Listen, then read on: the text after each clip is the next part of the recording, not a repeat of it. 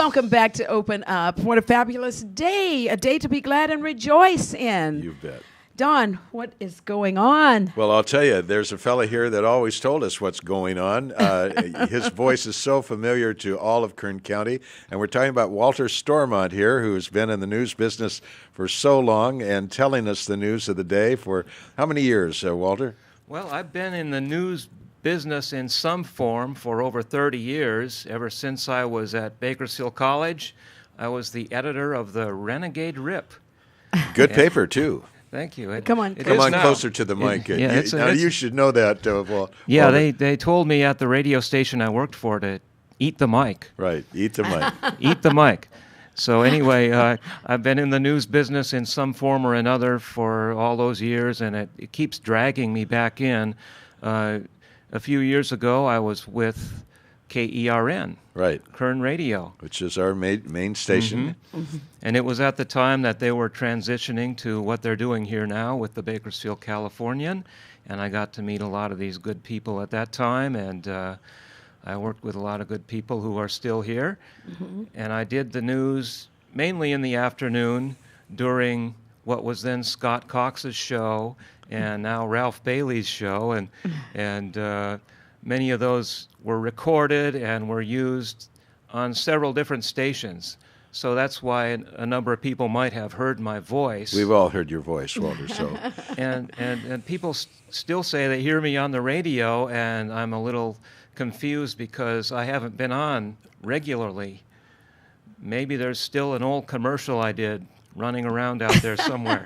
Walter, at a key point in your career, Buck Owens entered the scene. Tell us about that. Well, I'll tell you, I was working for a weekly newspaper called the Rosedale Roadrunner, which covered, obviously, the Rosedale area, and I was the editor, and somehow Buck got my name, and it was a Saturday. I had just attended a wedding at Hart Park, and during this wedding, an airplane flew over. It was a sheriff's rescue plane and hit a wire, and it crashed. And several men died that day, along with their police dog. And so it was already a pretty eventful day. And I went home and was absorbing all that, just sitting there watching a baseball game. The telephone rings. Hi, is this Walter Stormont? Yes. Well, this is Buck Owens. And I didn't know what to say except, hello, Buck. How are you doing? And he said, pretty good. Say, I'd like to meet with you, and where would you like to meet up? I want to talk to you about a couple of things. Buck Owens was asking me where I wanted to meet. So did you pick the spot? Yes. I said, how about your studio, Buck? Because I wanted to see it. So we went down to the old Buck Owens studios on North Chester Avenue. Yep. And he kind of showed me around the building. And the whole idea of his meeting with me was he wanted someone to write stories for the Kern Shopper, which was a paper that he once owned, which had 10 zones all over Bakersfield. And he also owns the Kern Shopper and camera ads. Anyway, I talked to him for a little while, and I told him, okay, I'm going to leave my current job. I'm going to go on a couple weeks vacation, and then I'm going to come back and go to work.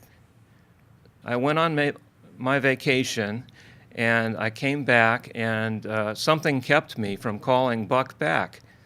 Something within me maybe just didn't want to do that job. And finally I called him, and he says, Walter, where you been? I thought you left the country or something. Meanwhile, he had been advertising for that same job in the newspaper, and as it turns out, he didn't create the job after all. And so I was left without a job for a little while, and I finally kind of went in the back door at Buck Owens Enterprises and worked doing production on the Kern Shopper, camera ads, home preview, I would stay late at night typesetting and pasting up the ads, getting to know the crew there. And I had 3 jobs at one time. I used to go up to Delano and work with a fellow who produced a paper up there and also had a radio station. So I got a little taste of radio up there. And I also worked at Youth for Christ here in town as a public relations person doing their newsletter. And I eventually became the printer at Youth for Christ. I was there for 15 years running their printing press, their old-fashioned A.B. Dick 360 press, and I had a dark room where I made my own plates, and it was doing it the old-fashioned way, and sucked in a lot of fumes and had a really good time. Walter, of all the stories you've covered, what stands out in your mind as stories that have really affected you personally? Well, when I was with the Delano Record newspaper just out of college, I got to do a few interesting stories in the medical community. For example, there was a man who was,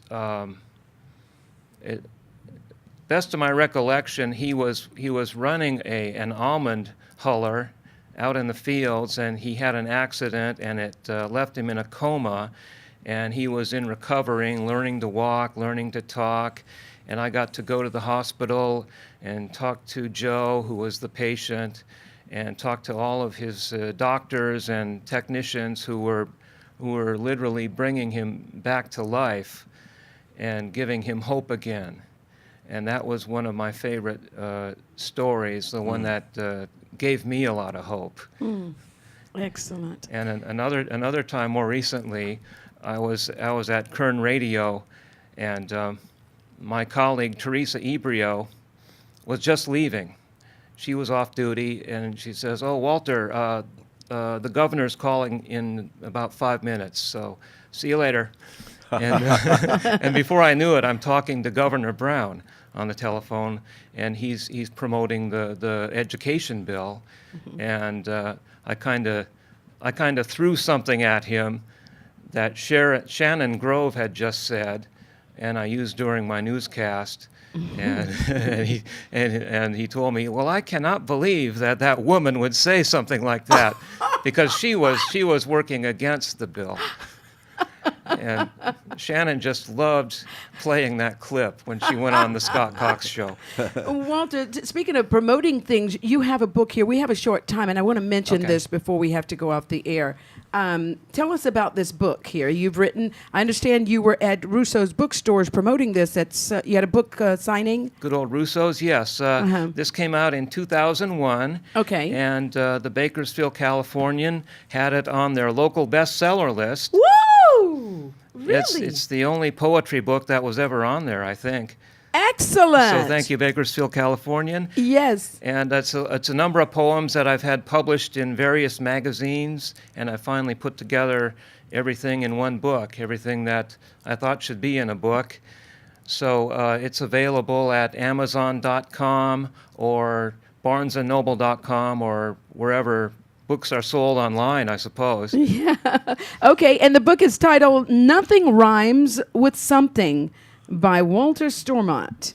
Excellent. Yes. Walter, I've written only 1 or 2 poems, but how did the themes come to you? I mean, to fill a whole book with poems, do they just come to you in the night as you're walking down the street? Where do the themes come from? I'd just be sitting there with a pad of paper thinking, what can I write a poem about? And I'd usually have the headphones on, listening to some music. And the funny thing is, Rockwell might relate to this. It was very rhythmic, and part of that rhythm helped me set up the poems somehow.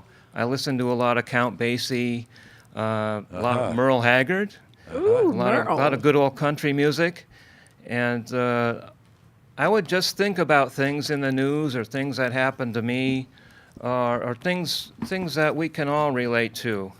Like, for example... 30 seconds to credit, Okay, here we go.